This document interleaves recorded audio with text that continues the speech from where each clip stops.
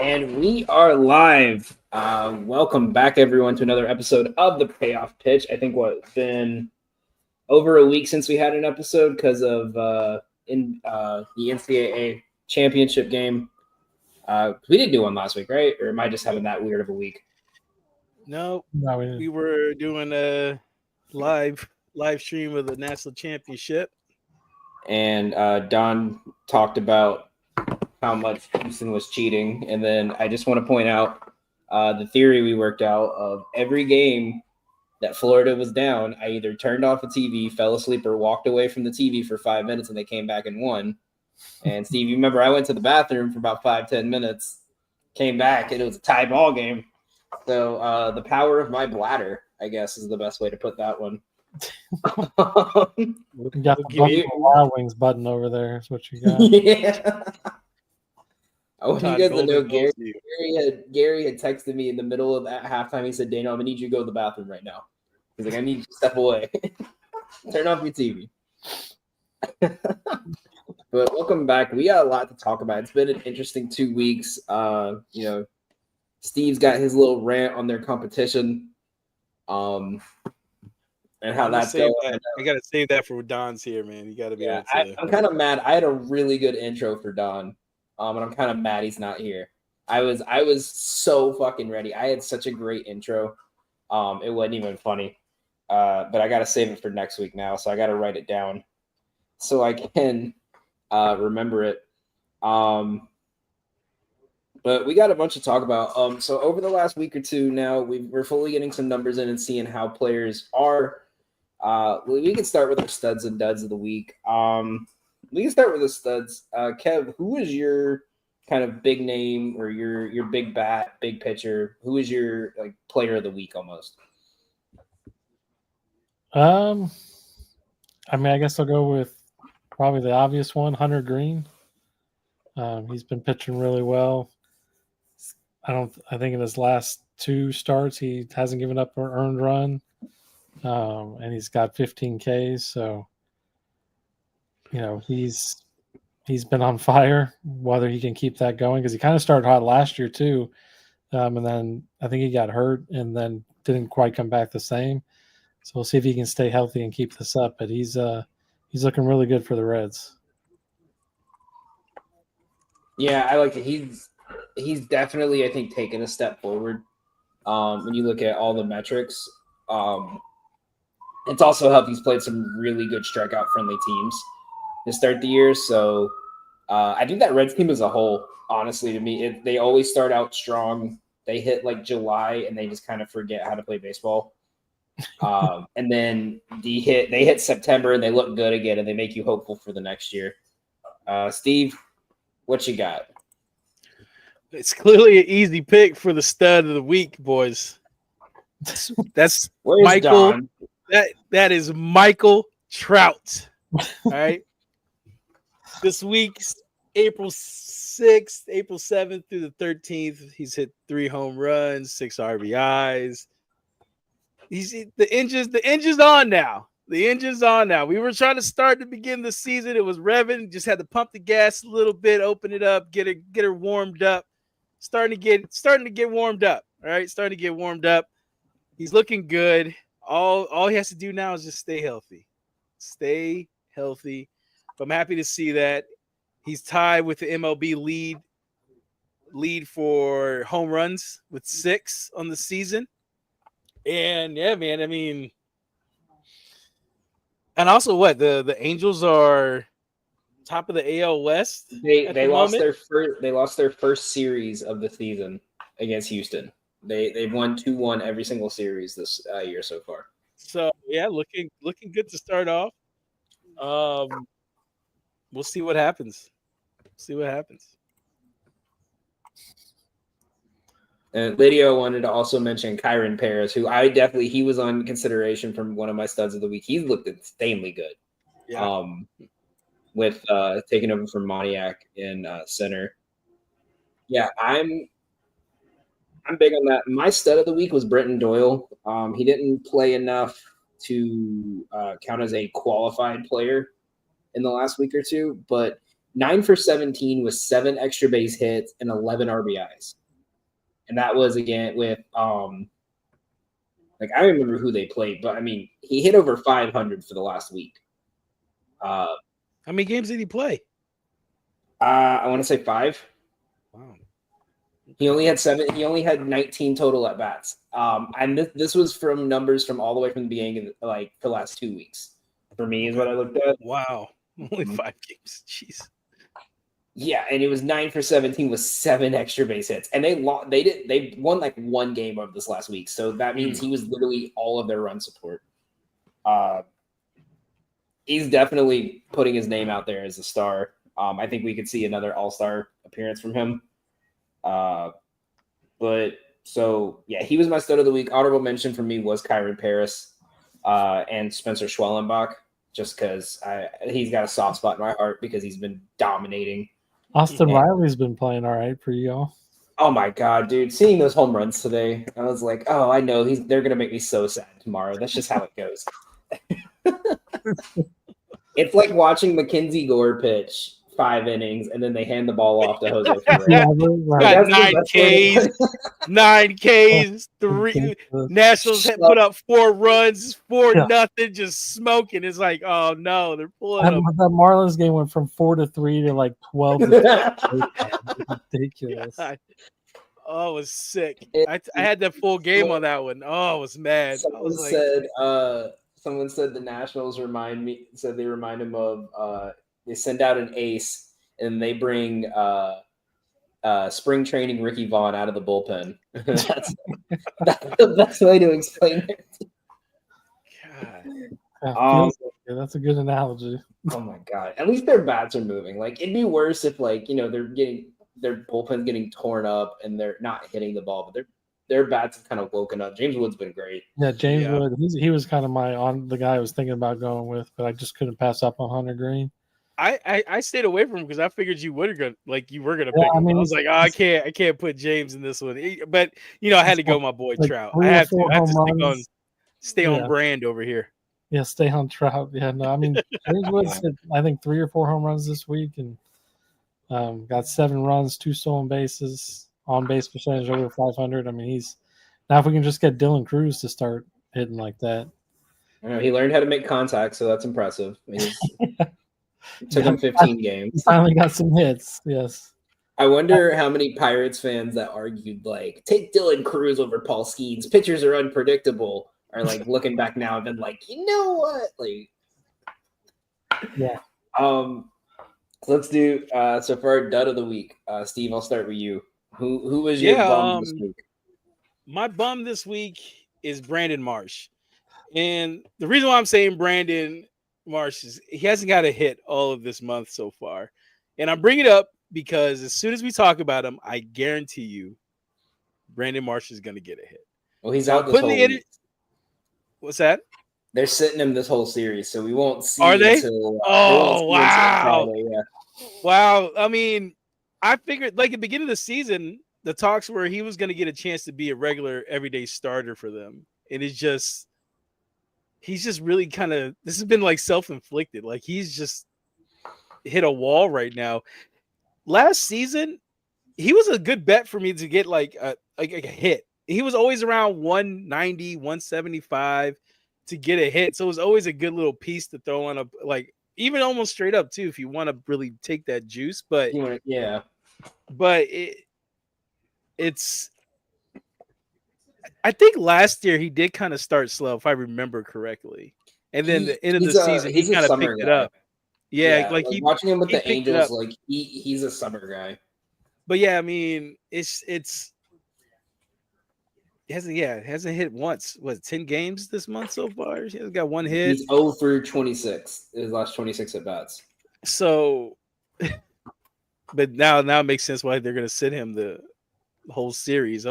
Hopefully he bounces back though. So I say it just because of the bad record he's got, but I'm putting it out there to kind of reverse Juju this one out here, and he'll get a hit next time he's at bat. I can see that. Kev, what do you got? I'm going to hate on the Yankees. Jazz Chisholm still can't get it right. I think he's got one hit in his last 21 at bats. He's gonna go back to yeah. a regular bat, isn't he? Seven strikeouts or 8 strikeouts. Like, obviously he started slow too, but he still hasn't been able to figure it out yet. So that trade isn't really panning out much right now. Yeah. He's been horrific. I could shit on What's worse than being a flashy player and struggling? Being a flashy player struggling for the Yankees. As we've seen with Stroman and a couple of these other guys. They're hanging Stroman out right now. Like they're just airing him out. So I have a friend. He's a diehard Yankees fan. He's deep enough in the Yankees. Like you could ask him who the number 73 prospect in their system is, and he'll find it. Like he knows it.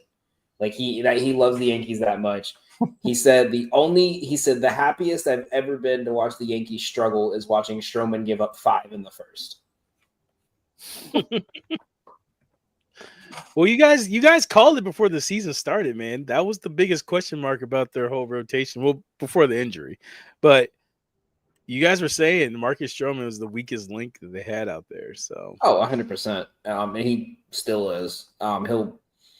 I think the fact that like Carlos Carrasco, who is on one leg, is currently out pitching him this year, is just the sign of kind of what's to come. I think he 100%. It's going to be one of those. You guys remember when the Braves had to tell Dan Uggla, like, "Hey, you're going to the bench," and he said, "DFA me." Like, I feel like that's going to happen. Like, they're going to get their starters back, and then he's going to be like, "Well, I'm not going to the pen, and you're not sending me to AAA, so deal with it." And they're just going to cut him, and then no one's going to take him, or someone's going to take a risk on him, but tell him he has to pitch in the bullpen. My dud, I was going to do Marsh, but I knew someone was going to take him. Riley Green, I think, is going to be is an underrated dud of the week. Here's why: 1 for 24, so already bad enough. 14 Ks, oof. 2 balls hit out of the infield this week, and neither of them were a hit. Oh. The hit was a ball that bounced off the first baseman and got through the infield. He was 0 for 24, or other than that, he was 0 for 23 with all groundouts and 3 pop-outs with 14 Ks. And which is crazy because last year he was a big part of their offense, and their bats are hot right now. And then their third best hitter is 1 for 24 this week. Yeah, that's worrisome, but also, I mean, it shows how good this Tigers team is now. Like, because I thought it was a different player named like R Green that showed up on my screen because it doesn't have the first name; it just says the first initial. I thought it was a different player, and then I had to go in and double check to make sure it wasn't. Make sure it was him. These stats don't make sense. God, April baseball, man. Like, yeah, it's you know what it is? It's all these like California dudes. They're playing in Michigan in April, right? like what they had to move the Yankee game up because it was 30 degrees at first pitch at 3 p.m. Well, I guess it's Kevin's birthday or something. I don't know I don't know what that was. Actually, it was Kevin's birthday last week. Yeah, the 10th. Me and you were like 8 days away. Look at that. Birthday gang. Wait, Steve. What's that? Was your birthday? Oh, I'm a Halloween baby, man. Yeah. We don't care about you then. Never mind. We'll talk about you during football season. Yep. Sorry, I'm used to it. No one came to my birthday parties. So now we're gonna get on to one of Steve's favorite segments. Not the Big Back Hour, but we're talking City Connects as the Rockies have just announced their City Connect jersey. Yeah. So the story behind this jersey is the colors represent the sunrise and the sunset around the Rocky Mountains. I don't hate this. This is a B+ for me. It gives me that, like, you know, when you see like a video game that's trying to be retro and like in the Matrix kind of vibe, like that's what it gives me. I like it, man. I'll give it an A-. I like what they're doing, man. I like the colors. It's I different. understand. It's yeah, and we've seen bad ones. Like this is far from bad. So Yeah, A- no, for me. when Good this job. first came out, I loved it. This is an A+ for me. As I say, They kept the purple, and then, like you said, the like the yellow and orange for the sunrise or sunset. Um, I really liked it. Definitely someone the one. someone on Twitter said this looks like someone's like custom made logo in MLB The Show, and then they just went with it. Actually, that's a good one. That's a good one. That's a good one to explain. That is a good one. No, but this is good. This one's a good one. Moving on here, we're going through them all. Yep, we got the Rockies one. The Giants. Did we go over that one? Or I can't remember. Because this one came out last week. I'm not a fan of this. This one reminds me of the like NBA City Connect ones. Remember, like the Mavs one was like It looks like when the Brooklyn Nets went through their street graffiti phase. yeah, like Yeah. that. Yeah, I'm not a fan of that one. I'm not a fan of this one. I will say, watching it on TV, it looked better than it does in photos. Like when they were wearing these at Yankee Stadium, it didn't look half bad. But I like the logo. I don't like the colors on the sleeve and that stuff. Yeah, like you said, it's the neon graffiti stuff. C+ for me. Yeah, see. It's a remix design paying homage to the San Francisco music history. But I don't see how but maybe I'm too young to understand the San Francisco music history. Like, where's a music symbol or something in there? Like, Yeah, like you could have made the G like a saxophone or like something like. right. Maybe Or there's more or going a on. musical note or something. Yeah, see, we did the Astros. Are we still feeling good on our ratings on these? Yeah. Yeah, I like the Astros one. Yeah, they're legit. Do you like this one better or the Space City ones? Space City. I like that. See, I like that's where I I'm stuck. I'm a sucker for an all white, but I'm also a sucker for like an all black. Yeah, like they're both good though. They're both good. Yeah. Are you guys warming up to the Nats at all? So I went to a sports show the other weekend and I saw a guy wearing that and I got a close-up look at it. It's not as bad in person. I'm still not 100% sold on it.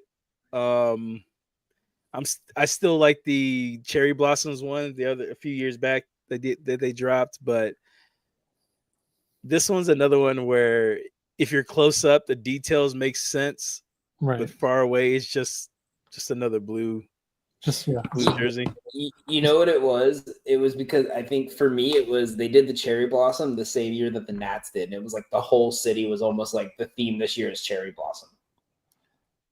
Yeah, because they had one for the Wizards. Mm-hmm. I mean, I like that, man. I mean, like we get good amount of visitors in the city just to walk around the tidal basin just to see the cherry blossoms here. Yeah, it was like a 2.5 hour drive just to get in because of everybody there. Right, you gotta get there super early, find parking. But yeah, it makes sense for the city. New York. Welcome to New York around Christmas. Oh God, I couldn't imagine that. That'd be terrible. So there's a side story. There's an event in New York every year called SantaCon.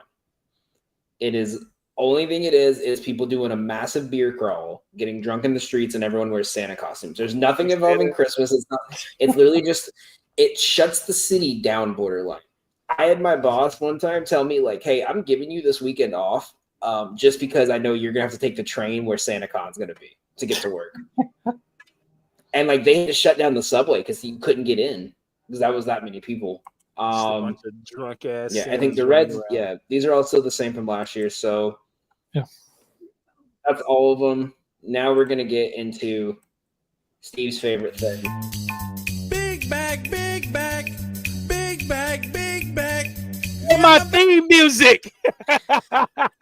So we have a full list now from some of these stadiums where we only had a couple items.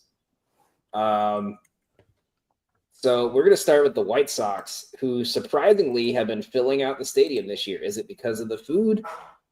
Here we have the patty Sure melt. ain't the team, bro.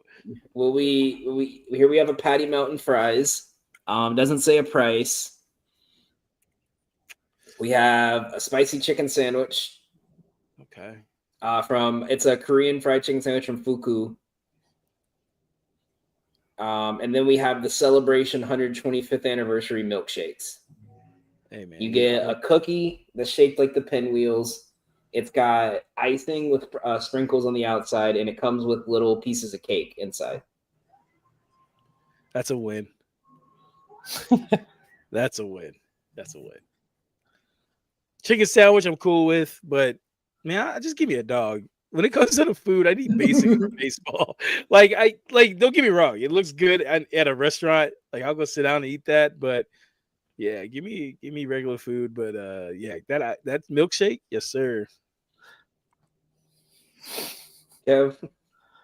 Oh yeah, I'm with him. I'll eat 100 of those milkshakes. I'll do one an inning. Give me one an inning. So I will say Bro, so. be The done last by time the third inning.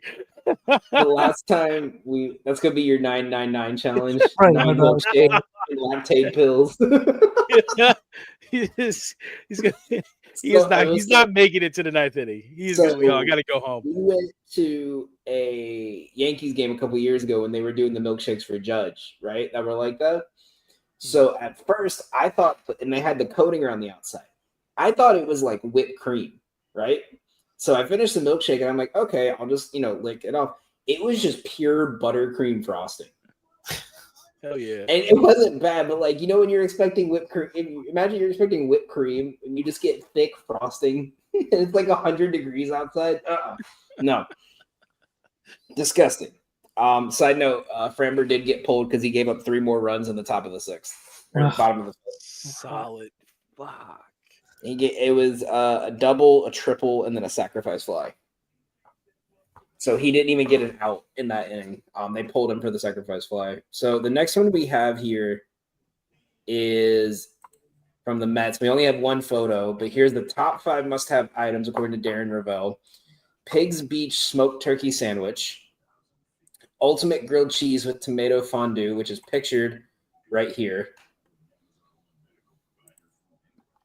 From the we have a bucket of hot chocolate chip cookies, a cinnamon bun egg roll, and Adam Richman's pub burger, which was a fan favorite last year too. Where are we rating them, Steve? Give me that bucket of chocolate chip cookies on a hot ass day with a tall glass of ice cold milk. It reminds me of, if you guys have ever go to the Minnesota State Fair, Sweet Martha has a couple stands. You can buy a bucket of chocolate chip cookies. They're just cranking them out. Like they have just they just pile it on top. I wonder how, when they pile the bucket of cookies in, do they stop at the rim of the cookies or do they go above it? Because if they go above it, then this is definitely the number 1 on my list of all the new stuff here. You missed the first part of the Trout talk. We'll be back. We'll be back with some more Trout talk, I'm sure. He was the stud of the week. Tom Sense. He was the stud of the week. Kev, but yeah, go ahead. Are we I wonder if it's gonna be like soft baked cookies, when you get the Pillsbury ones or if it's gonna be like almost like dried out, like cooked a little bit too long. No, I think they're probably gonna be soft baked because they I imagine they're gonna run the same type of operation like they do at the State Fair, and they're just like cranking out cookies constantly. I would hope so. You people, where's this at? Chicago? Citi Field. New York City. It was New York. So keep in mind, for some reason, they love putting weird shit in egg rolls. So last year around the playoffs, they made an egg roll with s'mores. And then Lydia's favorite, who she literally, anytime they mention Citi Field, she's asking if we can get this, and we go back and get this. It was a rainbow cookie with raspberry jam, and it was covered in a deep fried egg roll. And it sounds gross, but that shit slapped. I'm not even joking. Like, my friends are it's so weird because everyone's eating burgers, drinking vodkas and beer, and I'm sitting there eating a fucking egg roll. cookie. It was delicious. I mean, I'm not gonna lie, that cinnamon bug egg roll sounds good. Yeah, I want to see that. I want to see what that looks like. That looks good. And then now, as requested by Miss Lydia, we got the food from Mike Trout's field. So we got a lemon meringue cake. We have Chef's special mac and cheese, and I believe, if I remember right, it's either a rib on. I think it's a rib with with homemade mac and cheese, which that looks like Kraft, to be honest. We have Korean nachos. I know Don would be pissed seeing that. And we got a crispy chicken sandwich from a Brewery X. Kev, I'll let you lead this one off. Where are we at? I mean, I'm all right with those. It feels like they're trying too hard. Like I'd be okay eating any of that, but it's not. I don't know. It's not ballpark food. Right. It's- I'm just like, okay, sure. I'll have a chicken sandwich or I'll have the nachos, but like It looks like they're I don't know. trying to stay basic, but then be like, haha, we added spicy ranch dressing on it. right. yeah. Like, who the hell's eating a lemon meringue pie? I mean, like I said, that's got to be weird. it's Listen, you this know what comes it from a is. fat dude too, bro. I'm not eating a lemon meringue pie. It's got to be one of those, like, you get to the ballpark early and it's by your section, so you just kind of sit down and eat. You know what I mean? Like the Braves have their like their chop house, and they have the Battery where there's a bunch of restaurants, and that's where they put a lot of like experimental food, because that's where they that's where everyone's gonna sit down, listen to the music, listen to the pregame shows, stuff like that. Okay. You know, PNC Park has that bar across the street that does steak on a stone. And Right. they bring out like your steak and it's half cooked and it's on like a piping hot stone and it cooks it for you as you eat. What's the name of that place? Hold on, I'm gonna ask my friend real quick in Pittsburgh. I literally sent it to someone the other day and I can't remember, but I remember we went there with just like, let's get a drink and like something light before the game, and we saw that, we're like, oh fuck, we're about to get this. But I was so locked in on eating that Renegade dog, with the pound hot dog with a pound of roast pork on it. I was like, I'm not focused. I'm like keeping my stomach empty. Next one here came out today, and it's very controversial. Uh-oh. I don't even know what fully is on this. As long as it's not Cookie Monsters, you know what? We good, man. It's sort of like that. I really wish Don was here for this one, so we might have to bring this one back next week. Cotton candy French fries. What the I thought this was the comments were saying this was horrendous. Who the And then fuck- Braves fans are commenting, trying to get their broadcaster to get it. But funny enough, he spent the whole time literally flirting with a girl at a bar for like 3 innings on live TV. It was great.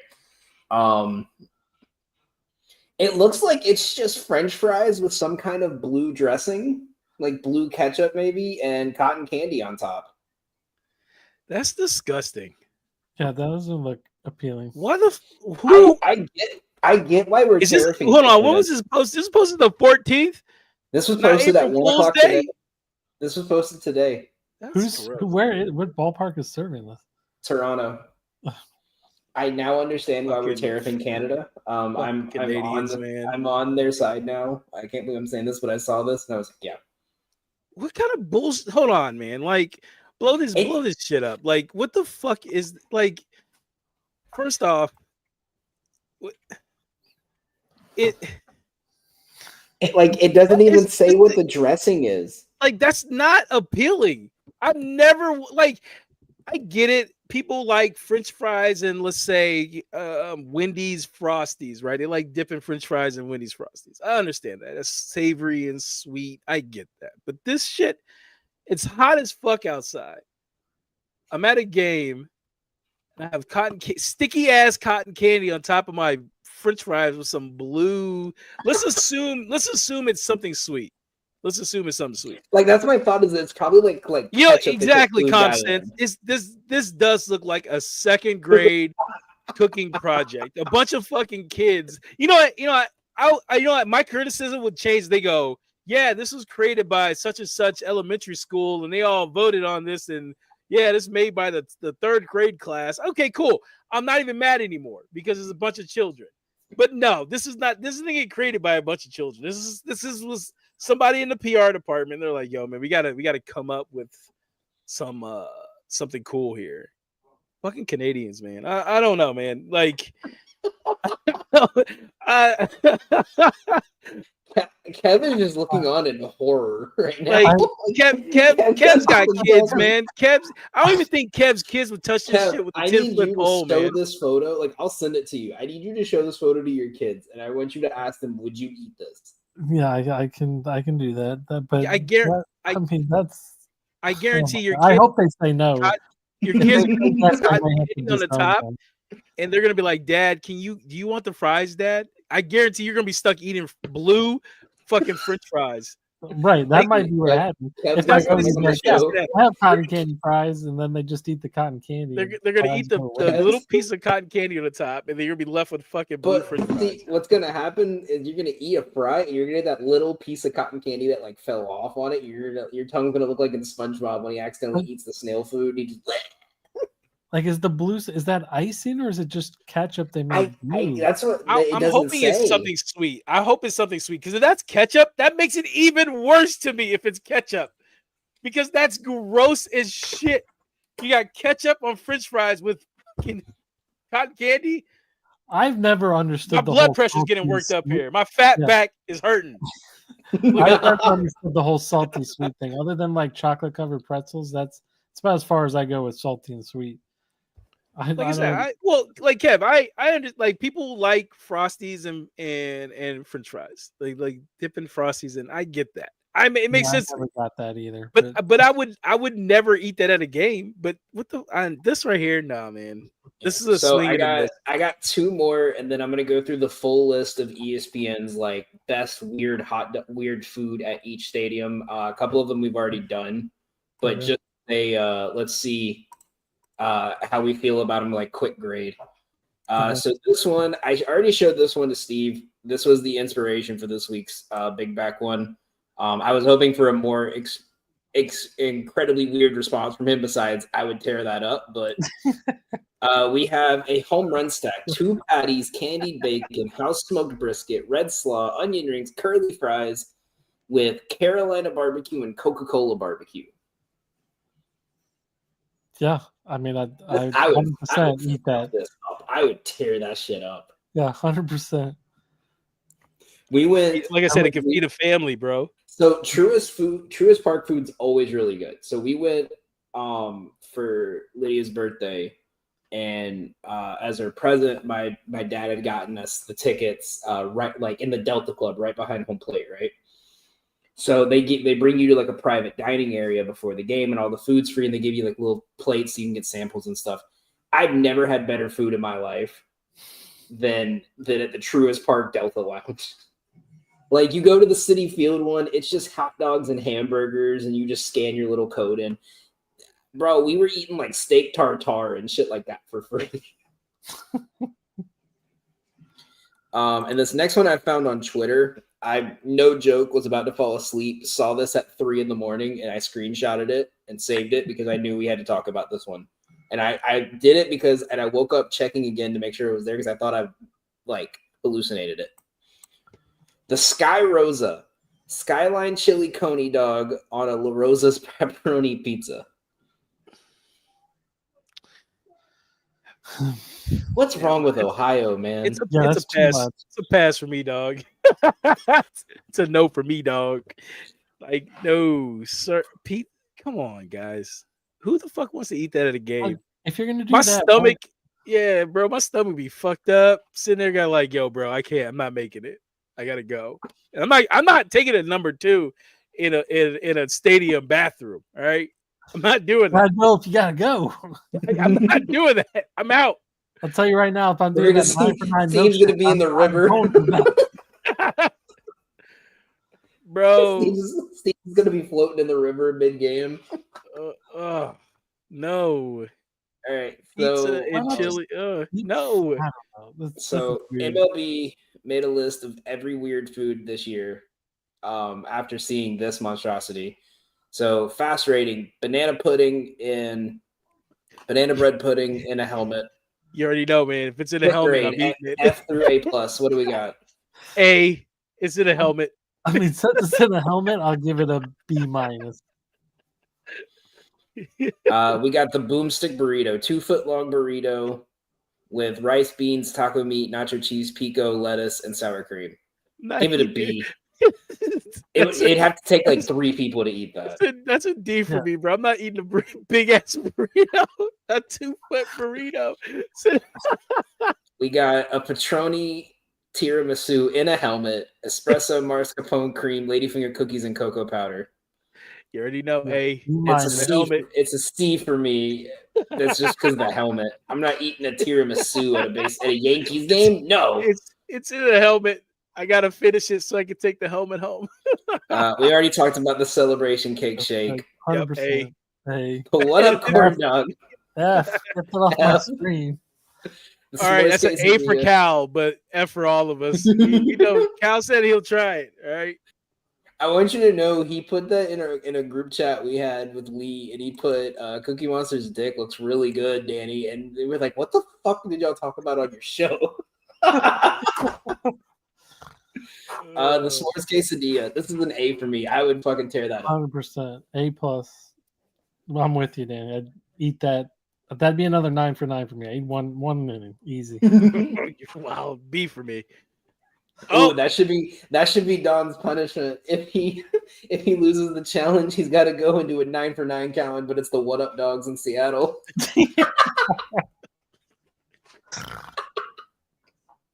I'm not trying to kill it, man. Patroni Mr. Softy Sunday in a helmet. It's an A. It's Ice cream. It's Ice got cream. cannoli- it's ice cream. too. cannoli, Yeah, it's A. praline crunch on top. Yeah, A plus for me. Yeah. Pittsburgh and San Francisco are both wheeling out the 32-ounce popcorn bat. Hold on though. That's a weird eat though. Like, that's not. I think it's weird. just unique food, is what it's supposed Okay. to be. Oh, I'm talking about the popcorn bat. I'm like, that's Oh. not weird. That's like it's just in a. Probably Bad. just the most unique thing they have. Okay. that Yeah. Those two. Yeah, well, the other thing Pittsburgh had was that the Polish handball or bomb thing. Yeah. The Slugger Dog, chorizo topped with manchego, tempura butter, and Doritos crust. C. Too weird for me. Yeah, it's a D. I give it a C. I'd try it, but I'd give it a C. I get Dessert that. I'll get nachos. caught on camera eating that. And they're like, yeah, let's see the crowd here. And like, oh, that guy, he's really loving that dog right there. Look at him. Let's zoom in on me. I'll be on ESPN top 25. I'm giving the dessert nachos a B. I'd eat that. It also comes with fresh berries, which aren't mentioned on there. Okay. That's an A. I'm a sweet guy. I'd eat that. Fiesta Burger. Dude, that's a D for me. It's only available the first 2 months of the year. So limited edition buy. It doesn't even look appealing in the picture. Yeah, No, that's- it literally looks like they just threw a bunch of guacamole right. and No, salsa on a burger. It looks like something you make at home and you're like, you know what? I'm fancy tonight. Yeah. I'm Based dr- off I'm- that picture, I'm that's drunk. a D for me. The Slugger Dog doesn't say anything about what's on it, but it looks like it's supposed to be like a chorizo, like Yeah, I think we talked about elote that one. crema one. Yeah, the It's a lot going Gibberito on. sandwich. Roast beef on a fried plantain. Why we? That's pretty unique. C. It is That's unique. that's a huge Cuban thing too, and a Dominican thing. So that's You know what I'd though? try it. Chicago is a foodie town. I'm gonna trust it. I'll give it a B. I'll try it. the filthy mac fries and the chicken parm. I'll eat the chicken parm. I don't know about the filthy mac fries. Looks like it's too much. No. There's a lot going on with the fries. I'm with you on the chicken parm though. Give me the And chicken parm. we'll end it with, because there's a lot on this list, your Nats, the Jake and Jake. It's a restaurant owned in the stadium by Jake Irvin and Jacob Young.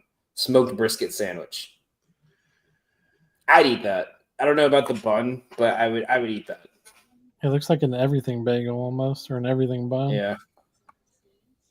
I an mean, A for I'm not a me. big pickle person, but you leave out the pickles, I eat that. B plus. I'll have to give a live update. I'll go to the game. He's gonna be on a live stream like 8 o'clock at night and watching it and be like, "Hey guys."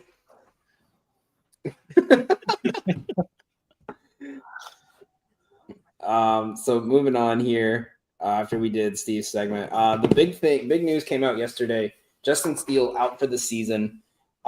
He's going in for elbow surgery. They do not know if it's reconstructive elbow surgery or if it's just cleaning out scar tissue, but nevertheless, he will be out for the season.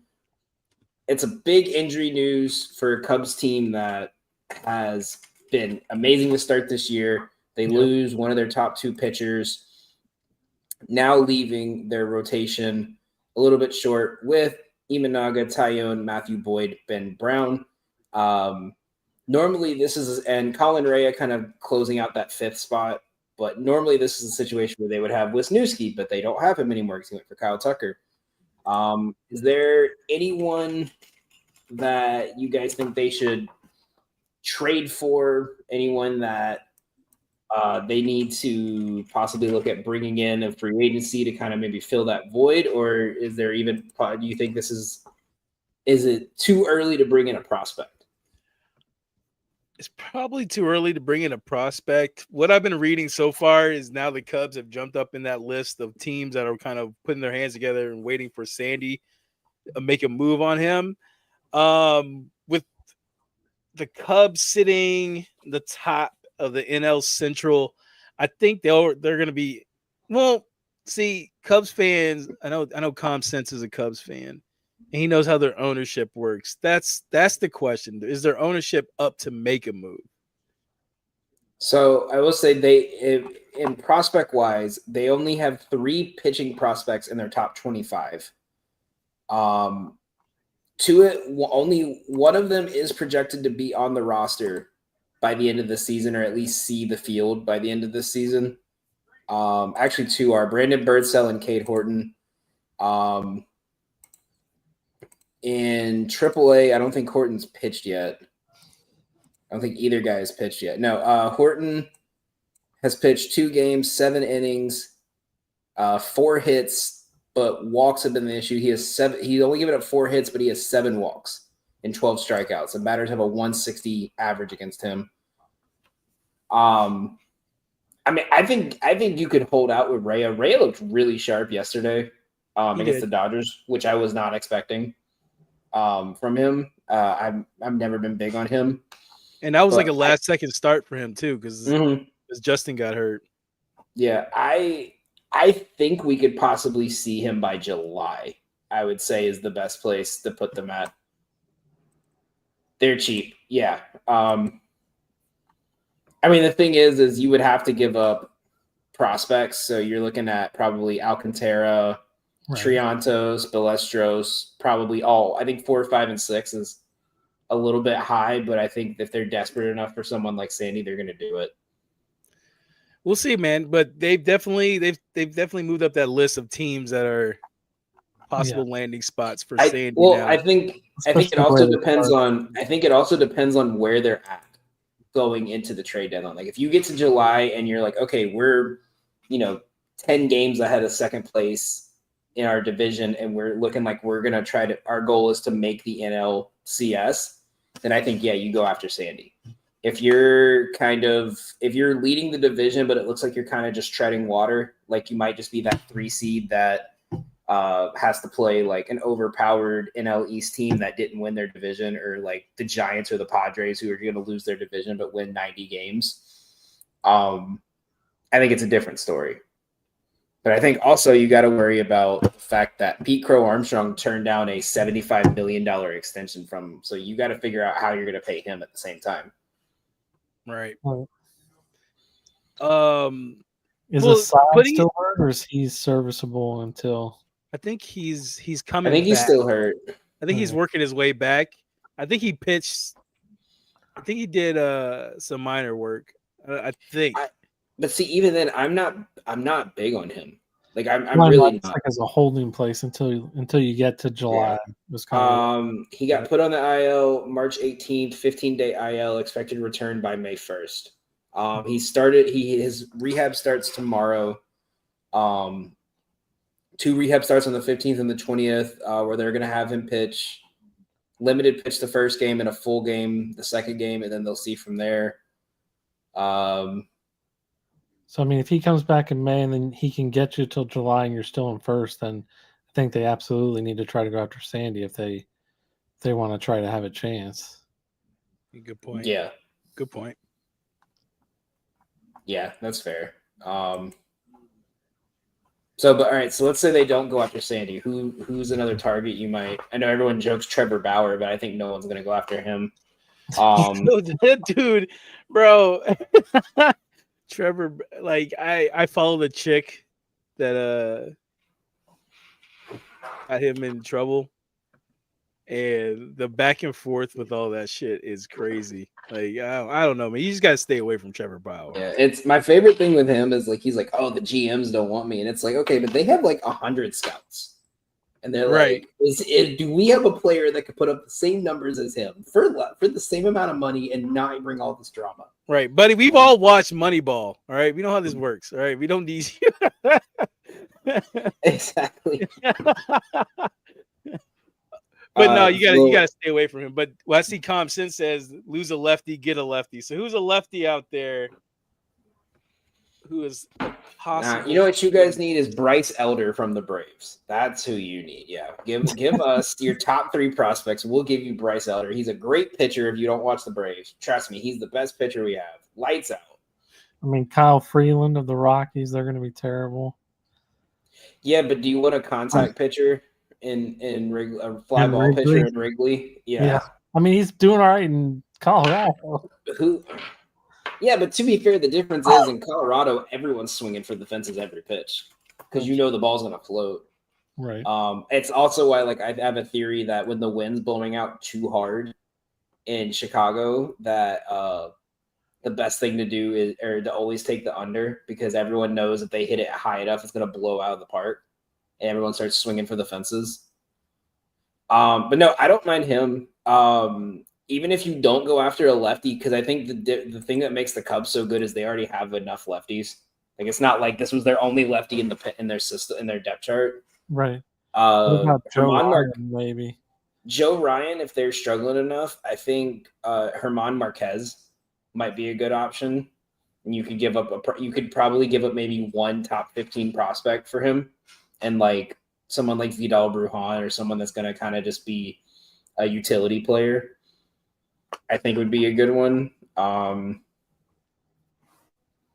Yeah, I mean that's really all I see as a good option. I mean, but I feel like everyone every year is always like, "Oh, Colorado's going to trade their pitcher." They never trade it. Right. Because we've been hearing about Senzatella, Marquez, and Freeland being on the market for 4 years, and they're still there.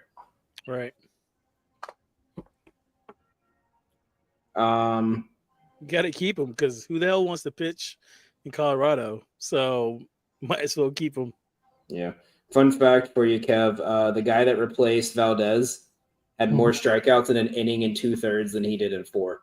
Oh my God. He had 5 and he had 4. Yeah, so let's go on here.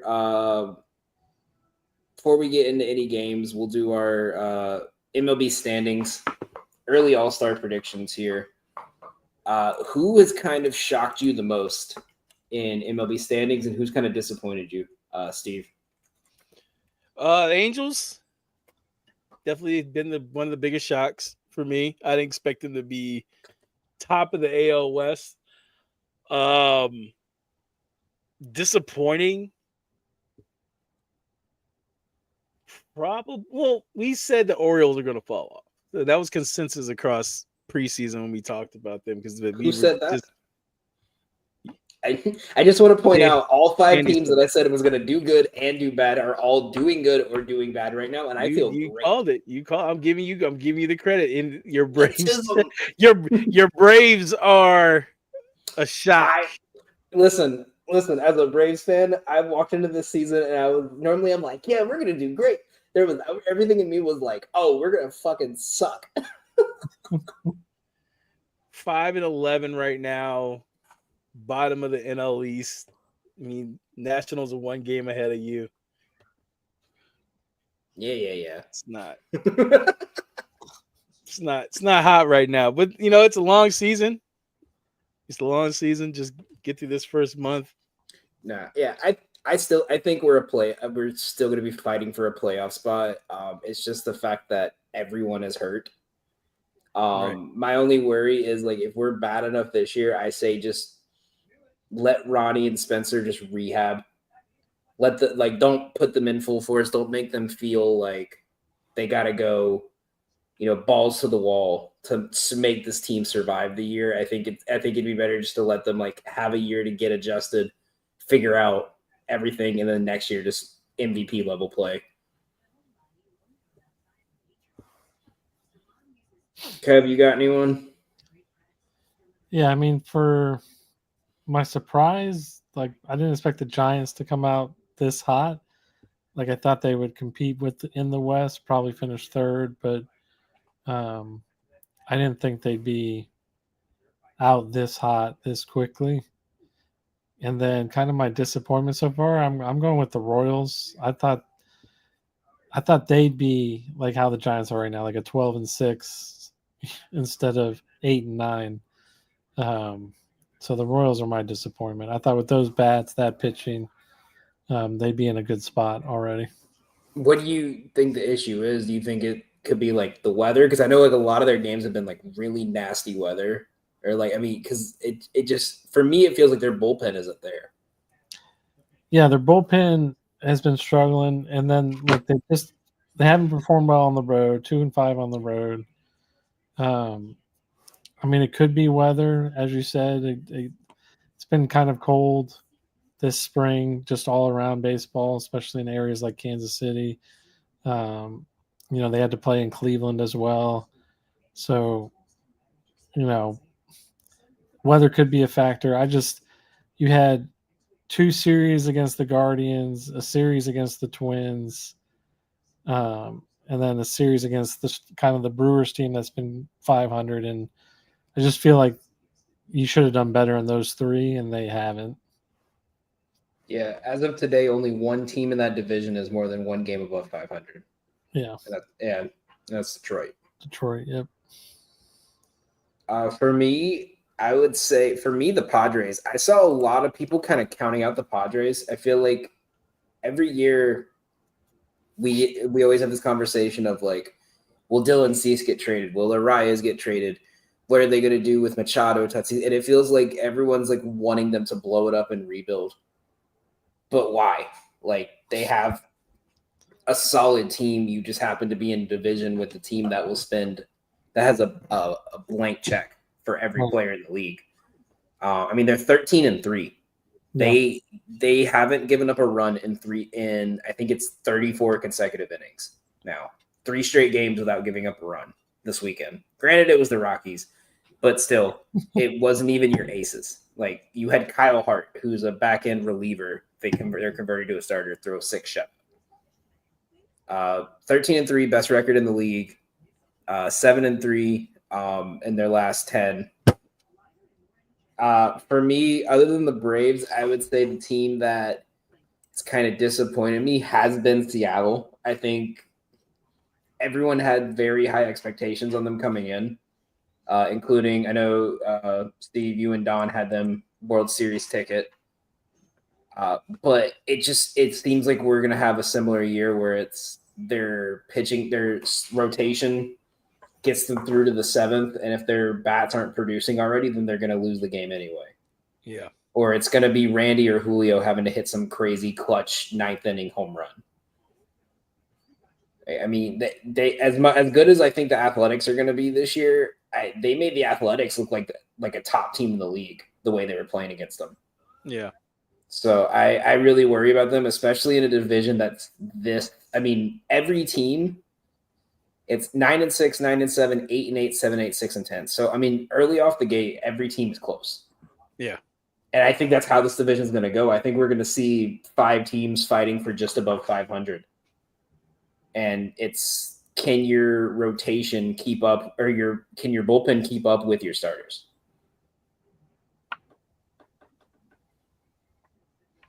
Anyone before we go into early All Stars? Anyone got any other takes on standings? No, I think we covered everything. I think I got one that's sitting on me, and it's gross. And I might put the ticket in. Baltimore finishes in 5th in the division. I Think mean, about it. I mean, they lost Eflin. Now they really have no pitching. yeah, like that's not pretty. That's not a bad bet, to be honest, to make. I mean, I'm sorry, Cal. I know you're watching. I'm gonna get yelled at after the show. it's injuries, man. It's not. It's No, it's just one of those years. It's like what the Braves are having. It's just one of those years where you just kind of deal with it. yeah. And Jackson Holiday's not hitting well again. Shocker. No, yeah, I think I just think their bats are getting it done. Their bullpen looks good, but it's giving me the vibe of the Braves last year, where it's you don't know who's coming out except for 2 days out of the week for starters. Right. So we'll see. I think Tampa has a definite advantage with being in the most home run hitter friendly ballpark in history. Yeah. I mean, shit, the wind was blowing 2 miles an hour out to right field, and there was an 18% increase in home runs today. That's how bad it is out there. So, and I think Boston's going to kick it back in gear, even though they got torched today. But so going into early MLB All-Star predictions, you guys want us to go position by position, give a quick one? Sure. Let's start with catcher. Anyone got anyone for catcher? Not really look at position I of want- pulling players, I want but your Angels, Logan Ohape. Oh, Hoppy, yeah, I'm playing good. For me, it's Sean Murphy. 7 games, hitting .315 with 5 home runs and 11 RBIs. He did get hit with a pitch again today, so he's probably going to be on the IL for another 3 months. But Hadley will probably find a way to get in there, but yeah.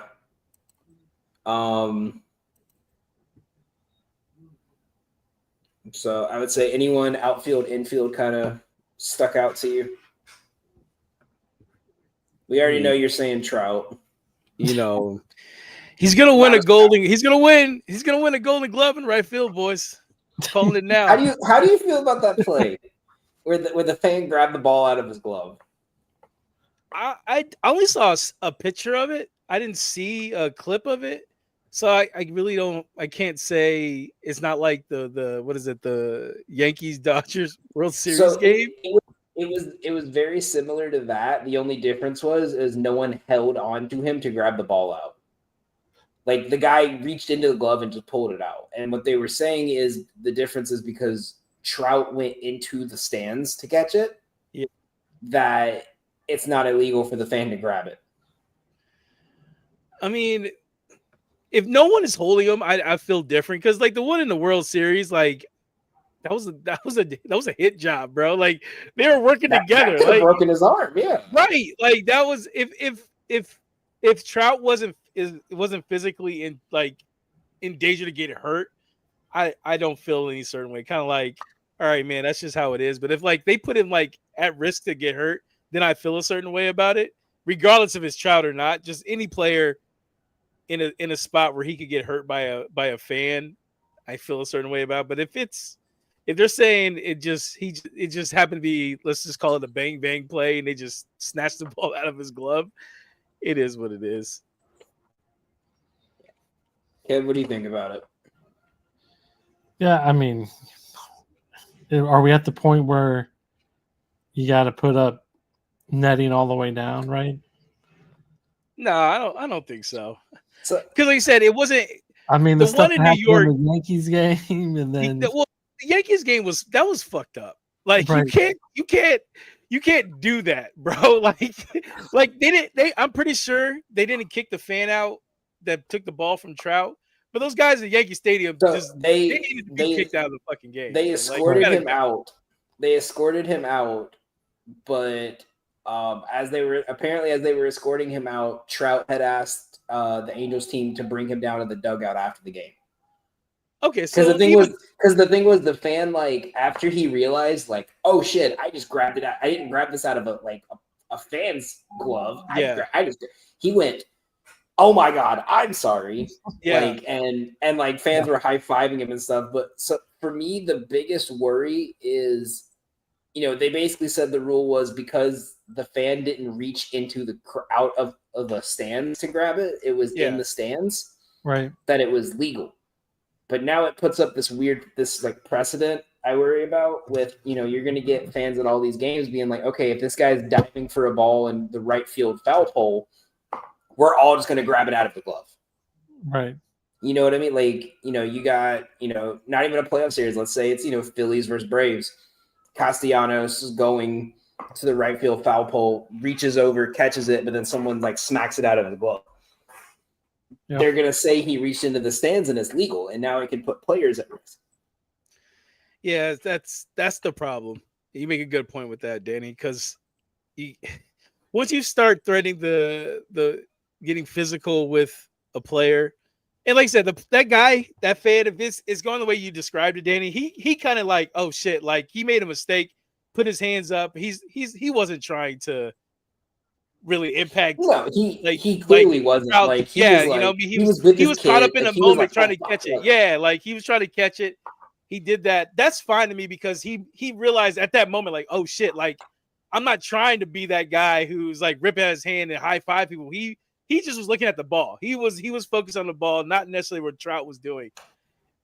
That's where the line is for difference with those guys at the Yankees game where they're like teamwork and held dude up and they'll be like, and then like high five and like act like they're doing like circulations on like TV shows and shit. Like this guy over here was like got kicked out, and Trout even was like, yo man, like I know you made a mistake. Like it happens. Like you got caught up in the moment. So I think that's where the line, but you're right. It's a thin line, but don't listen, fans, don't do that shit. Like don't fuck it up for everybody else. Like, cause like what Kev said, they're going to end up like, well, we're going to put a net down because you guys can't act like adults. You know what it is, dude? Like when that happened, like I want to say like at least 60% of like every like sports fan in New York was all like, yeah, like you could have said that happened and I not watched the game. And it was if it was a Yankees fan, I would have just assumed it probably happened. Like someone did something like that. Like, dude, there was the video this year of the Yankees fans opening day in the middle of the national anthem. They're fighting in the top of the crowd. Right. Like, right. They're not, bro. I went to a game. We got last second tickets to a game, and the Yankees won, and we're all the way up in the nosebleeds behind home plate. It was just one of those like, we want to go to a game. It's $20, whatever. And the fans getting his water bottle and shooting it out like that on top of people. And it's like those fans are willing to do that for $20. You think these guys aren't willing to like get banned from life from a baseball stadium to watch their Yankees win a World Series? Right. They probably spent their life savings to sit down the right field foul pole at Yankee Stadium. It was $400 for minimum for standing room in the 300s for that World Series game. Those dudes spent their life savings for that. They were going to do anything to see their team win. Yeah. Nah, see, you can't have that shit. You can't have it. That's why Braves fans are civil. It's one of those unique sports where we've had it all these years, but it's starting to get bad now. Like, people are interfering with the players all the time, and I understand it's their seat, but like these foul ball plays that these players make is part of the reason why we love the game. Is these spectacular catches reaching over. Like let them do what you paid for, right? But it seems like a lot of these guys are just paying to catch a ball now, right? They paid to get in so they could catch a foul ball, or they paid to get in so they could catch a home run, not to watch the players who make this game exciting. Which is funny. Y'all know Zach Zach Hampel? Yeah. Yeah, like the 12,000. Did you see the thing from him where they had to call back a home run from Christopher Morel because he reached over and caught it, and then the next game he was still there at the game. And like Kev, you know who we're talking about, right? Yeah. So, like someone kept asking him, like, "Yo, why are you stealing balls from kids? Like, why did you like? How do you feel about knowing you cost them a loss because Morel's home run didn't count because of you?" And he's like ignoring them, and then a ball gets hit to right field, and you could see Hampel running, and that same fan boxed him out to let a kid get the ball. And he started throwing his glove and pouting, and everyone was like, "Yeah, that's why we hate you. It's not because you're catching balls, because you're Right, like, bro, like, let a kid catch it, man. Like, what do you Yeah. do? Like, God, I'm sorry, I man. think- I can't I stand think adults like every- that, man. Like, every man goes to a baseball game, and everyone's like, "Oh, you need to be where your surroundings." No, you're surrounded by like, okay, there's a hot girl behind me now I could give a ball to. There's two kids there. There's one that like you're planning out in case you catch the baseball. Like, how are you gonna look like the hero? right. It's like I can't give it to my fiance. I got to give it to that little kid up there. Right. You know? It's I don't know, man. That dude's weird. You have fun with your 12,000 baseballs that you've caught, and majority of them come from like batting practice before the game. So you have fun, bro. Like, cool, man. Congratulations. When there's bunch of kids out there who want to catch showcasing one from Matt Olson, and I remember I was at that game. Matt Olson didn't hit a home run, and someone commented, it was like, "Wow, you caught a Matt Olson home run off of Steve Tuiasopo, the pitching coach." Right. Like, get out of here, bro. Like, that's weak as shit. So, Enough of that. Let's get into games. We got a new one for you guys today. So let's start with the daily walk-off on the Nats. Got an interesting one today.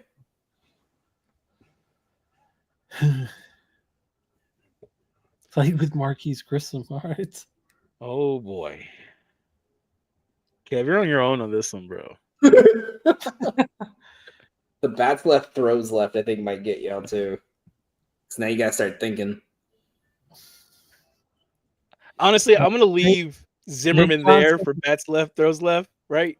No, he's right-handed. Take Soto and Nick Johnson, both bat left and throw left. Harper's got to be 2010s home runs, right? Yeah. With Worth. And Zimmerman probably. Eaton through right. So Zimmerman's probably in here too, right? Probably, yeah. How long did Zimmerman play there? Whole career.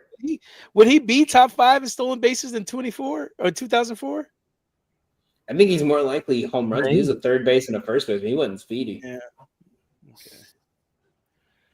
I mean, Delino DeShields has to be stolen bases. Although he could have played with Mark. I don't remember how old he is.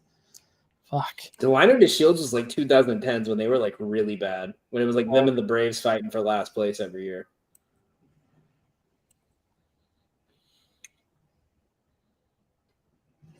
Pascal Perez has to be with Marquise Grissom. I don't know. Yeah. I want to say, I think Adam Eaton's got to be lefty. His 2012 debut. Right. I just can't remember if he throws left. I know he bats left. You want to try it? Yeah, let's give that a shot. See where we're at. All right, so we got 2 right here.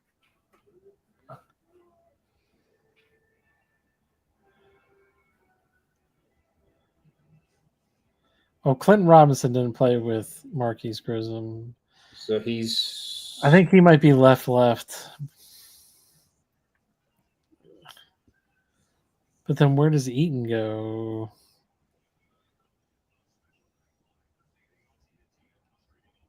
Nick Johnson was early on, but there's no way he was top 5 stolen bases, was he? That's just in 2004.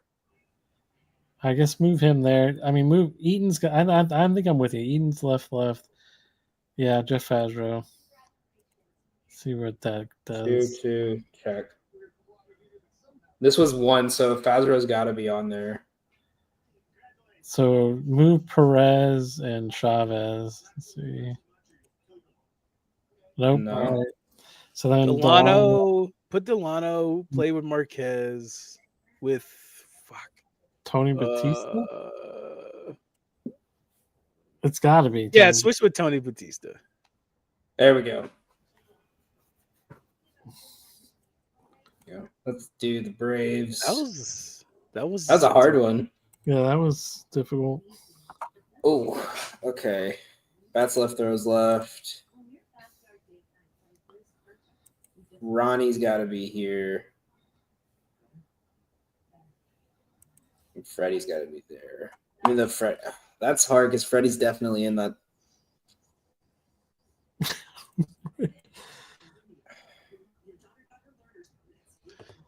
Nick Markakis. If I don't get the Sid Bream ones, my dad's gonna actually murder me because my dad made me like once a month as a child watch the Sid slide.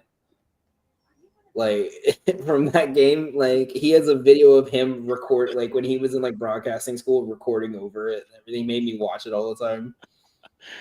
Was Ender a left? Ender Left-handed batter? Ender was lefty. Yeah.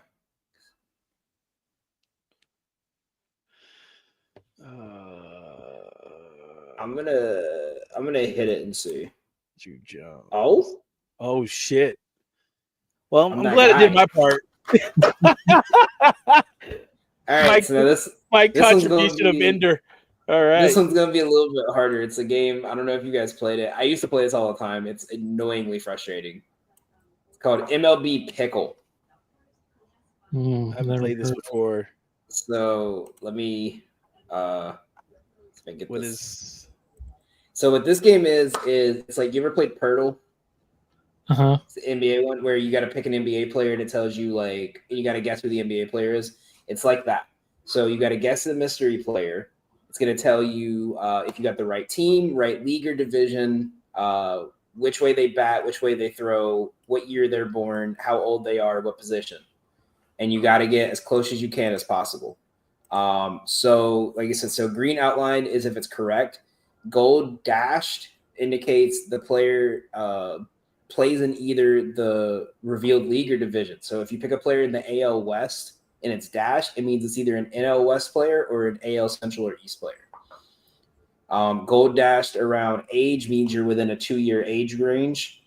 And around the position means you picked one of their alternate positions. So for someone like Trout, like where if you pick it and it's a right fielder, it's, you know, if you pick a player as a center fielder, it might say you have an alternate position.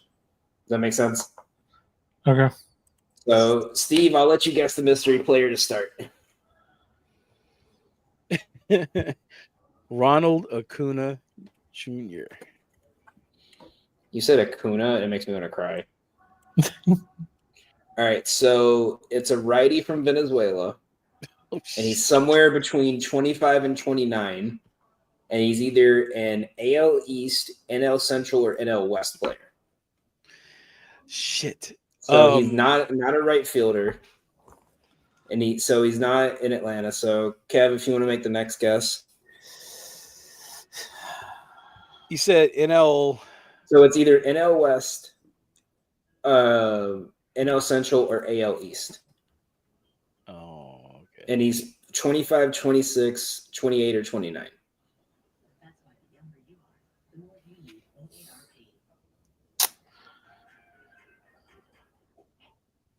But he's Venezuelan. Mm-hmm.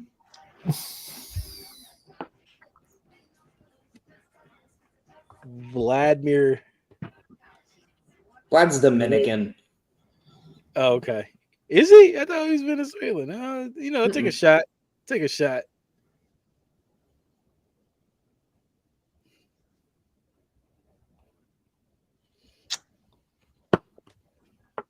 My mind is telling me Luis Arias. He's Venezuelan. Did I get that? Fuck you. Kiss my ass. Hey, man, I walked so you can run. All right. See, if I didn't say Ronald, all right?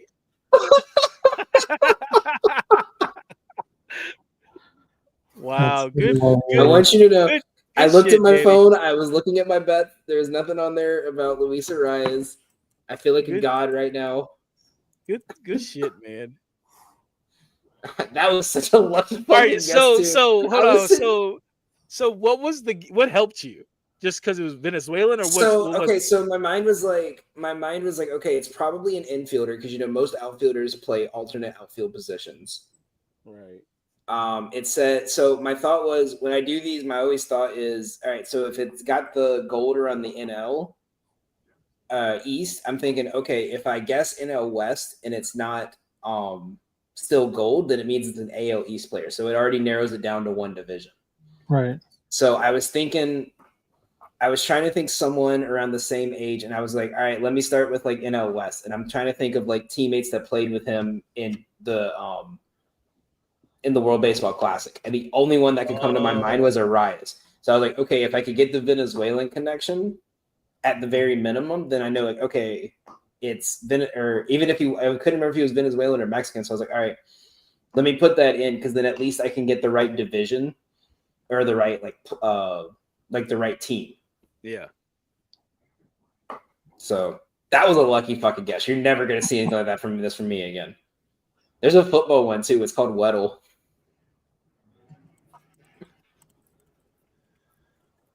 All right. All right, so let's hit our immaculate grid. No, we can't do this shit without Don, bro. We gotta see. We gotta our see. player encyclopedia right there, man. So do you want to play Weddle and do the NFL one? No, this is a baseball show today. We gotta stick with baseball here. Let me see if there's an unlimited one. We could do more of these. So, all right, here's one. Ooh, this one's fun. Based on the silhouette of the player. What? Oh my god. Bo Stephen Bichette. Kwan. All right, so it's either an AL East, AL West, a Central, or an NL Central player. It's a a American player, age 27, not a left fielder. Kev, you want to make the next guess? I was gonna say Bo Bichette, but that's not gonna be right. We could try. I mean, we could try it to get the. It looks like he's a righty too. Yeah. Holy shit! You know what I'm saying? I just throw alley oops out here. That's it. You want to do the pitcher one? There's a pitcher one. Yeah, give me the pitcher one. Let's do that one. I like this one. I'm gonna go Tanner Bybee to start.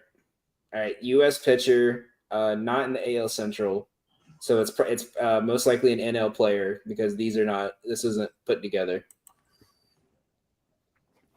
And it's a righty.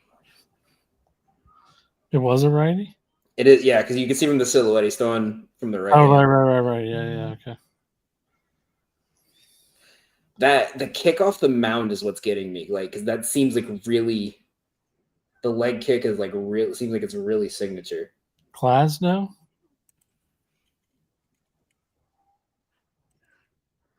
All right, so it's an NOS player. The number is someone close to 31. Number's close to 31, and it's a starting pitcher. It's not Cease. I'm looking at like the back of the hair. Yeah, he's got longer Is hair. it Freeland? No, Freeland's No. lefty. Oh. Not a Rockies player either. So it's either a Giant or a Padre. Or a Padre. Or no, Giant, Padre, or a Diamondback. That's not Verlander, is it? No. Is that Gallen?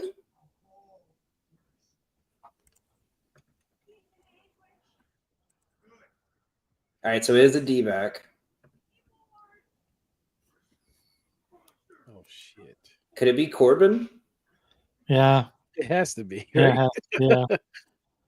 Yeah. Do y'all want to do a random player? Yeah, we can do that. Random pitcher, random batter. Your choice.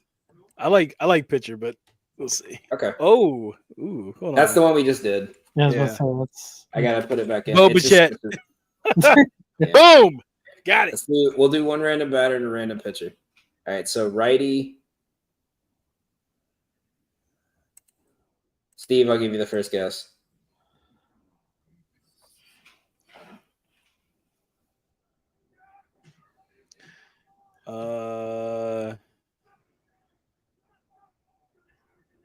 Andy Diaz. All right, so he can play first base, not Cuban, not in the AL. So NL, it's going to be an NL West or an NL Central player. Because if it was an NL East, it would be yellow.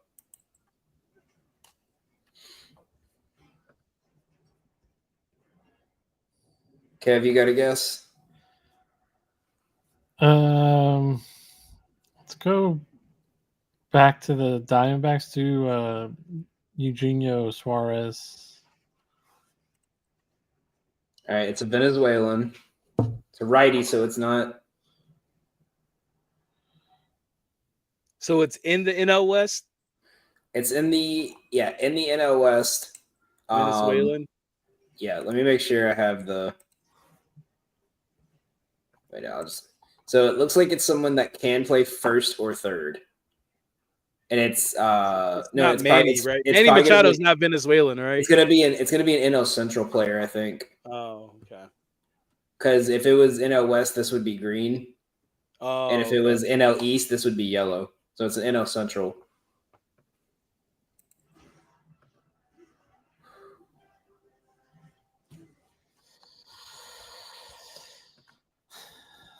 NL Central Venezuelan.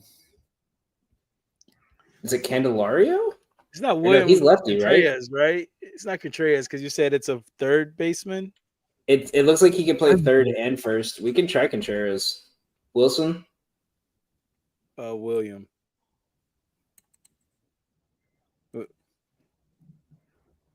No, so maybe it is NL East. Hey, he's Venezuelan though. Boom. All right.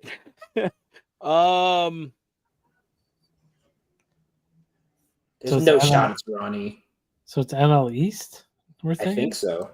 Fuck it. I have a very it's a Brave. Venezuelan Brave. That's on you, bud. I could play first or third. Thanks. So it's not Austin Riley. No, it's not. He's not Venezuelan. Ozzy's from Curacao. Oh, Boom. You fucking bum. He fucking sucks.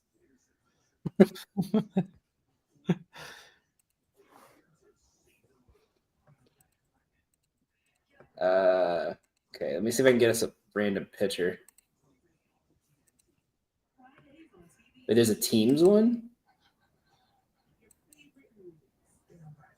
Oh, you can pick from a specific team.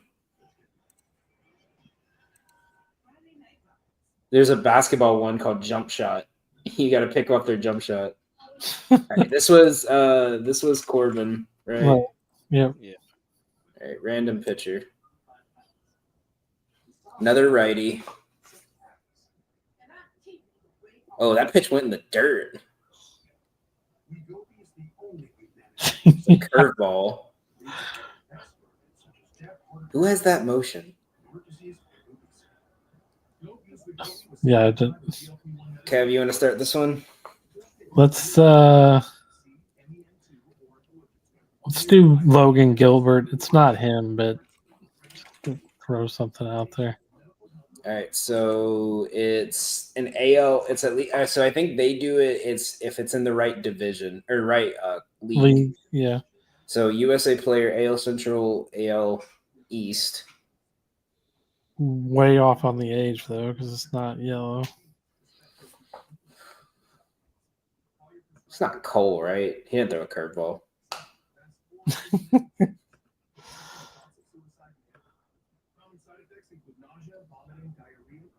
I don't know why my mind is telling me Stroman. I don't think that's him, but you can give it and see what happens. All right, so AL Central, closer to 30, between 31 and 35. So it's not AL West, or we're in the AL. It should be AL Central based on. Yeah, so it's probably not. Older. My mind is telling. We could. Ooh, Seth Lugo might be good. Look at you! Look at that curveball in the dirt. He swung at this too, didn't he? Yep. What a bum. All right, last one we'll do here. I was hoping we'd get a lefty. We keep getting righties. Go ahead, Danny. You can guess first. You've been giving it to us. Yeah, because I don't know. I mean, I got it. Let me get this one. It's a slider. Yeah. I'm gonna go Hunter Green.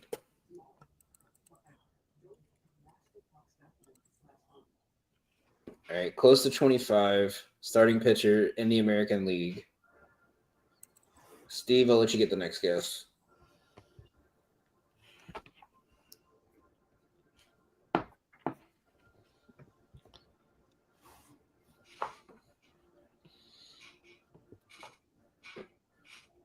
hold on. I have to look at standings here. I gotta think. You said American League? Yeah. What a baseball expert.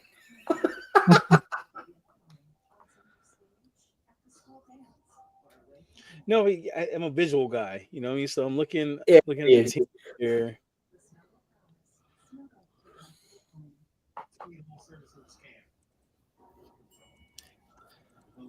Joe Ryan is he a righty? Yeah. You want to try Joe Ryan? Yeah. All right, so it's AL, probably between 26 and 27. Not on the Twins. So AL East, AL West. Kev, you got to guess? Do Zach Eflin. All right, AL East. Oh, I didn't realize Eflin was that old. I thought he was like Yeah, he's old 27. as shit. I'm gonna try Not Marcus Stroman, is it? No, too old. Moynihan's not even on here. Is it Shane Baz? No, they don't even have him on here.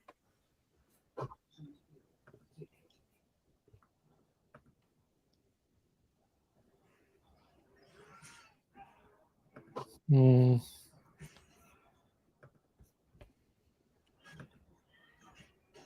Joe Boyle. Hold on. No. Is it Tanner?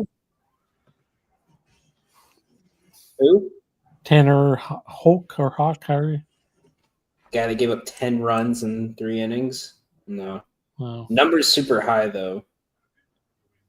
And it's either going to be a Ray, a Yankee, or a J. Heel's a lefty. Ryan, how do you say his last name? Pepiot? Yeah, Pepiot. No, so it's a J or a Yankee on our last pick.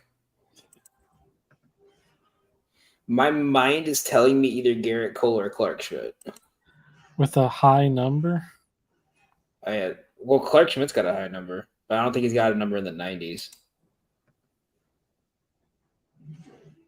Fuck it. I'm feeling a Clark Schmidt. Luis Heel. I thought he was a lefty. I don't know why I thought that. That was a bad pitch, That was too. a hard one. Yeah. I say we got to get one more batter, and then we'll end it. There's one from 2004. Ooh, we got another righty. Isn't that Bo Bichette, the first one? Oh, yeah, that is. I'm stupid. Oh, Kev, you're really good at this. All right, another righty. Ellie De La Cruz. That does look. No. NL, though. Not Dominican.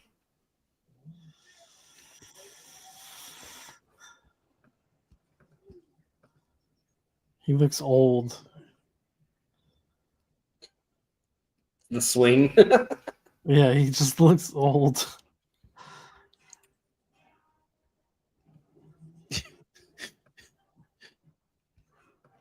And so it can be NL East or NL West and not NL. Okay. My brain is telling me Matt Chapman. Trey Turner. Hey. No, because he's not a shortstop. Not a Oh, shortstop, not a third baseman. And it's NL Number is East. close to 26 in an NL East. This is another Brave. I'm gonna be mad. Try Max Kepler. But he's lefty, isn't he? Is he? Well, We can try it. No. Yeah. Fuck. He's German also. Oh. knew?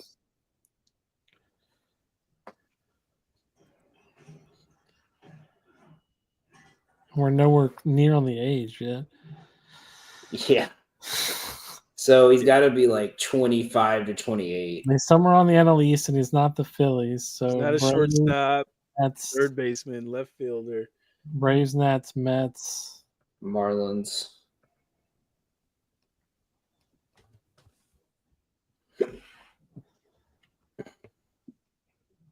No one in the Braves gets out of the box that quick. Who's a catcher on the Mets? Hayden Talking about or Luis Torrens?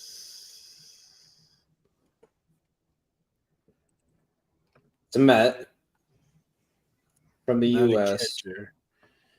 Is it who it's might be McNeil.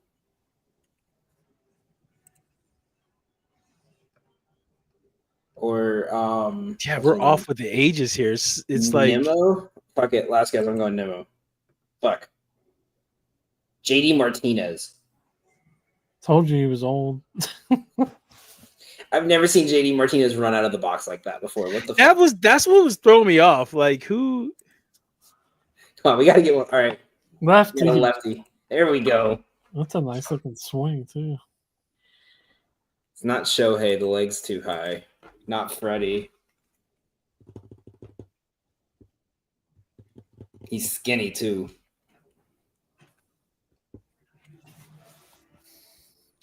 And he got out of the box quick. It's not Soto.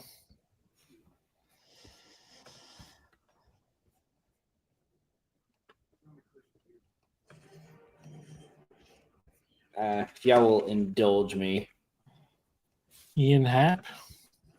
No, not in the NL, so AL. Oh, you just didn't get Matt Olson.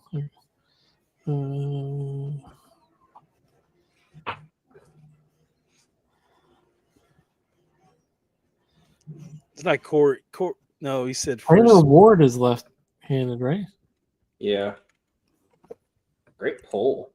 No, not him, but can so outfielder most likely, or can play outfield. And it's not AL West though, so it'll be Central or East. Mm-hmm. It's not Springer's not lefty, is he? No, he's righty. It's the age isn't the right range too. Need our comment section to help us out here. Is Anthony Rizzo. Is Jason Dominguez left-handed? Dominguez is lefty, yeah. Is he American? No. Oh. Cody Bellinger, but no, the age wouldn't be right. We could try it. Because he's like 31. 29. AL East center fielder. Oh, it's Cedric. It's No, fuck. Cody Bellinger. We already tried that. Bellinger. Oh, we yeah. did. Oh my God, I'm an idiot. Oh, I was so confident too. I saw like, what? Yeah, fuck yeah, center All field. right, so it's the Rays center fielder, the Blue Jays, or the Red is it Sox. Bear Shot? It's- Is he American? It's Duran, I think, because he's lefty. Yep. Yep. Yeah. There He we gets go. out of the box. We got one. Anyways, did y'all watch that Red Sox documentary? Not yet. Not yet, no. Very good. Very good. We finished it this week. It was very good. That's on Netflix, right? Mhm. Yeah. That game, that man. was That was a Yeah. fun game. I like that one. Don's gonna like come his pants watching them playing this one. Yes. Yeah, he'll like this. He'll like this one. But that'll be it for us here on the Golden Ticket Show / Payoff Pitch. Thank you guys for tuning in. Anyone got any early predictions for tomorrow's games they want to shout out? Hold on. Give me a couple seconds. Tomorrow. I don't know what the line's sitting at for the Nats game, but you got Jake Irvin and Mitch Keller who have both been struggling. Over 8.5. Nats are plus 106 to win. I kind of like the over on that with the Irvin and Keller are both struggling right now. Yeah, the money's hammering the over. It's like 50-50 on the amount of bets and 70-30 to the over. I'm taking Orioles first 5. With Charlie Morton on the mound? With Charlie Morton. You're trusting ground Chuck? The bats are gonna save our ass. Man, I hate that Charlie Morton's career. Just because we talked down on him, I have to go with them for Cal. So Cal, first 5. He's doing this for you. No, so first look, I don't know who's pitching tomorrow. I was thinking about taking Red Sox money line because after getting beat 14-1, you usually kind of come back pretty good. But it's Buehler versus Pepiot. Yeah. I'm taking. I think I'm gonna take. Man, I don't want to do it because they're gonna play bad if I do. I might take Braves money line because Schwellenbach's on the mound. Kind of like Nerfy for Mariners Reds with Castillo and Liddell going. Yeah, Castillo first game against his old team too. Cubbies first 5. I like the over in the Orioles Guardians game, 8.5. I think the line's gonna hit 9.5 by tomorrow morning. The wind's blowing out too. It's as of now, it's projected 8% increase based on weather in runs. And I'm also, I don't know. That line's a little weird. Flaherty versus Priester tomorrow. 81% of the money is on Tigers to win, and the line's at minus 125. I might take that one before it kicks up.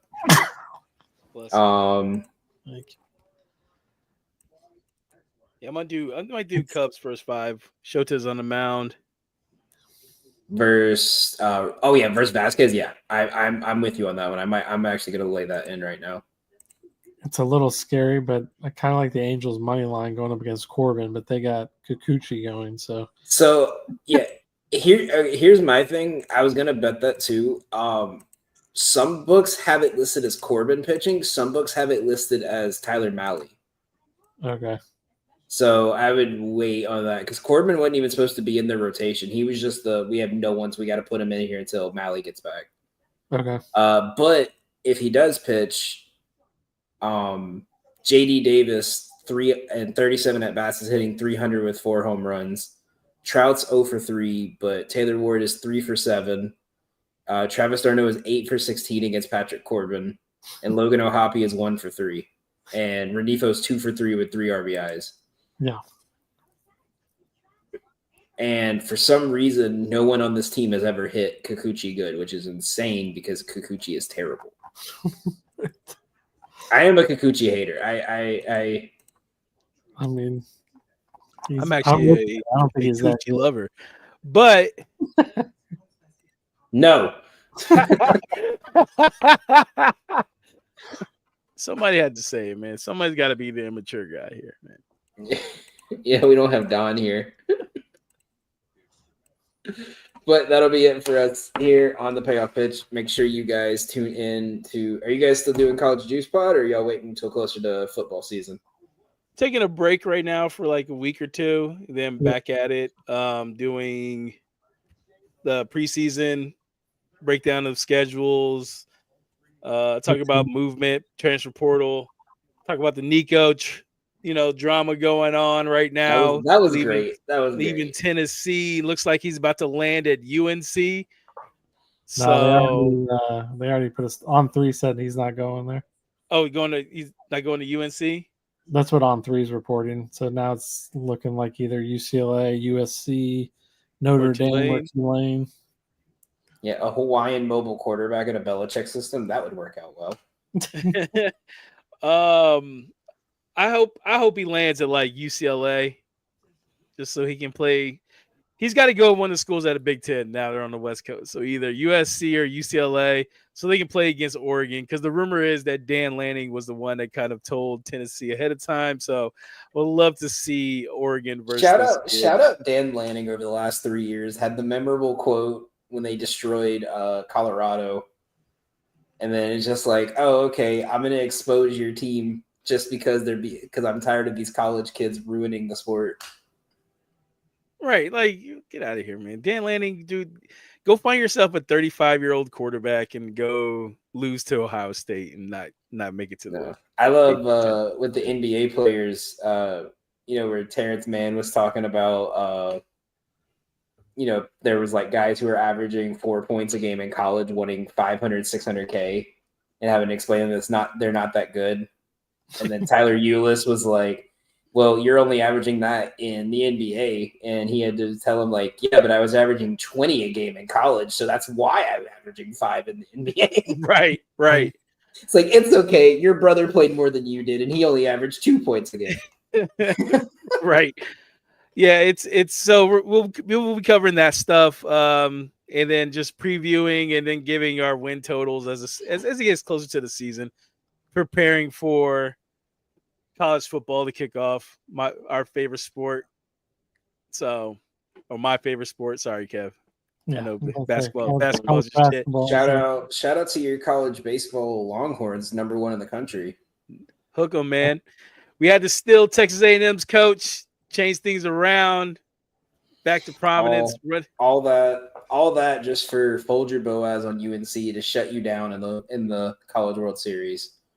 We're not losing, bro. We're not losing. If we somehow get a UNC Texas College World Series, we're gonna need a live stream. We're not live streaming shit when Texas is playing anymore on this fucking show. So if Texas is any kind of game, you're like, Steve, are you hopping on the show? Fuck no. Not watching shit with you guys. Kev's gonna be on the live stream, and every time UNC gets a hey, he's just gonna call you. We're just gonna hear the number you have dialed. Fucking hell no. I am 0 for being on this damn show, watching my boys play or anything I want. All right. Arch Manning for Heisman. Let's go. As long as they're not playing on a Friday while we're watching. Listen, bro, I'm not gonna be on the show. I'm gonna tell you that right now. If it's a Friday night and Texas is playing, I'm gonna tell you right now, I'm like, no, man, I'm not gonna be there. I'm not gonna be there. You guys can message me, text me, everyone can blow up my phone. What happens if they lose when you're off air? And it's just like, okay, now you gotta come back. Well, then it's over then. I can be on the show during it then. All right. Actually, I'm not even that superstitious, except for I don't buy Texas gear during the football season. That's my only superstition. And I have a funny story about that. We'll get into that another time. Lydia doesn't do that for basketball. And it's because she said every time I wear a player's jersey at a game, they always play bad. So she was like, I really want a Julius Randle jersey. She's like, but I'm going to wait till halftime. So if he's playing bad, it's not my fault. Because I was bullying her about it because, I'm an asshole. And so first half, he has like 24, 9, and 3, right? Like he's cooking. And she runs up to the stands at halftime. She gets back. She's sitting down in her jersey. She's like jumping up and down like this. She's so excited. 3 seconds in the second half, he gets ejected. Yeah, man. She has not touched that jersey once. It is sitting in the back of the closet. And when I worked at Trader Joe's, I ran into Julius Randle. And I checked him out at the grocery. I was telling him, my girl's a huge fan. Like, she loves you. Like, I told her you were in the store right now, and she's literally crying at her job right now. And he's like, oh, I was like, yeah. But I said, also, she won't wear your jersey. And he was like, oh, is it like superstition? I was like, no, she bought it, and then you got ejected like 5 seconds after she purchased it. And he was like, damn, I'm sorry. And then she was like so excited. And then a month later, he got traded. Yeah, tell Lydia to buy a Sandy Alcantara jersey. We want this to move and see what happens there. Oh my god, she has that's number 50 on her list of baseball. Tell her jerseys. and also tell her the Knicks are probably going to get a new coach. Bro, I've been begging for the Knicks to get a new coach. Knicks are going to get a new coach. You're going to get Mike Malone. Watch. I don't hate it. He knows how to utilize his bench. I have a feeling it's going to happen. No, it's gonna be Mike Brown. That's who I want, or Taylor Jenkins. I want Taylor Jenkins, honestly, because look at how the Memphis bench is. Imagine that for the Knicks. You got someone to develop Kolek. You got someone to develop Achua. Right. But we'll see. On that note, make sure you guys check us out Friday. Kev will be joining. Hopefully, Don will be there. Cal will be there. As long as Texas is not playing any collegiate sport that day, Steve will be there. He's going to be watching equestrian and barbecue cooking, just to make sure. But with that, thank you guys for tuning in, and we'll catch you guys next week.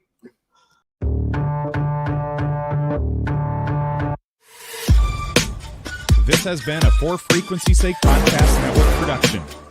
For more great content, subscribe to For Frequency Sake on YouTube, Facebook, and Twitter.